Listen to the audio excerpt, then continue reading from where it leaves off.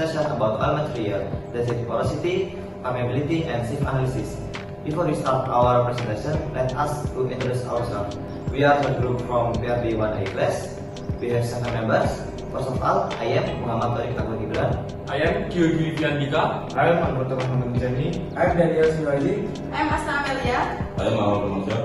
I am Muhammad Lugumari. Okay guys, let's start the video.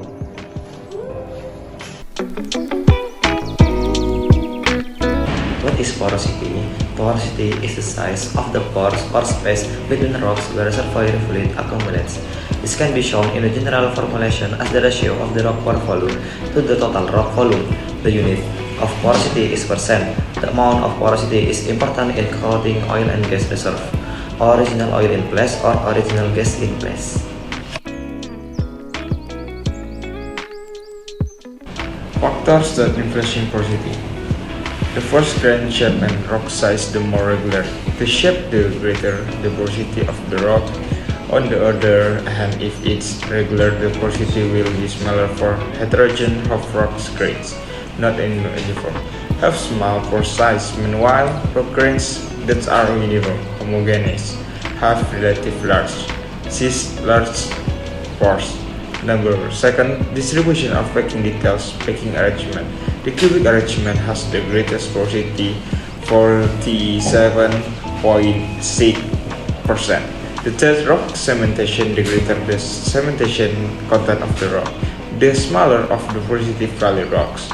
Number four, compaction, the greater the compaction effect will reduce the porous rock porosity. Number five, dimension of environment and shape, fracture, and flux.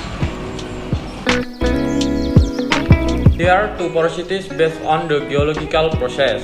That is, primary porosity that occurs simulation with the process of rock deposition. 2. Secondary porosity is porosity that occurs after the rock deposition process, such as that caused by the dilution process or pressure. There are two porosities based on the reservoir engineer. That is, 1. Absolutely porosity, defined as the ratio between the volume of all pores and the total volume of the rock, or bulk volume. 2. Effective porosity is the ratio between the pore volume in relation to the total volume of the rock.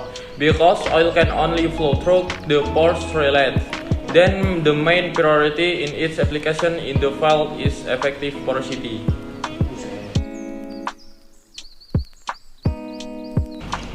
Porosity quality scale 0% until 5% is porosity is very full and can be ignored.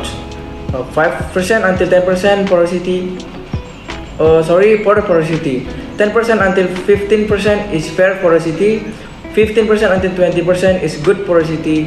20% and 25% is very good porosity, and more than 25% is excellent porosity. Measurement method for porosity. The first, laboratory measurement using rock samples, and second, measurements using logging tools such as neutron log, density log, and sonic log. Thank you.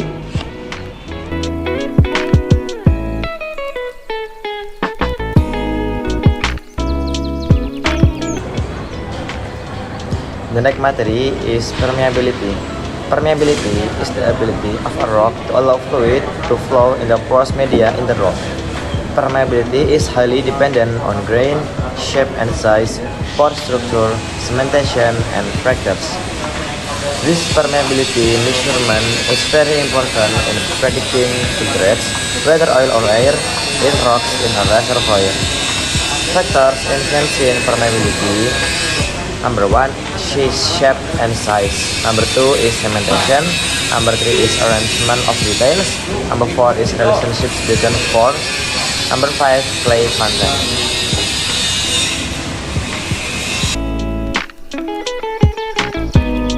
Permeability classification. 1. Absolute permeability, that is, if the fluid flowing in the porous media consists of the one type of fluid. gas, water, or oil.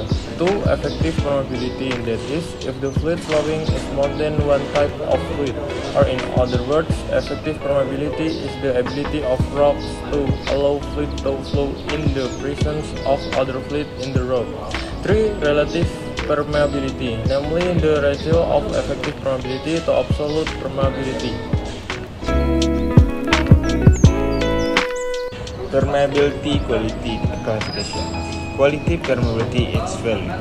Very bad is under 1 millidarcy, bad 1 until 50 millidarcy, currently 50 millidarcy until 200 millidarcy, good 200 millidarcy until 500 millidarcy, and very good is over 500 millidarcy.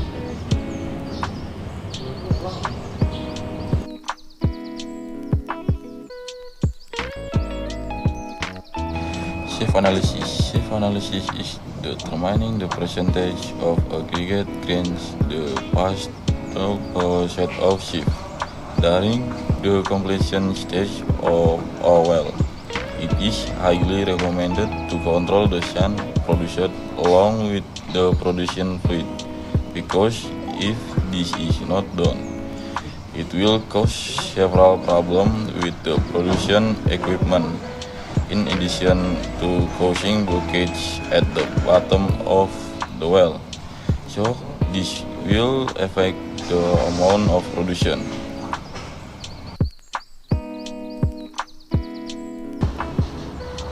Cost of sand according to mechanics science. 1. Shear failure is a mechanism for the release of sands or grains as a result of fluid friction.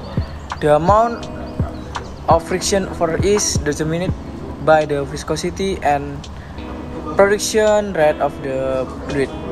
Second, tensile failure is a mechanism for the release of sand grains due to a decrease in pore pressure in the formation.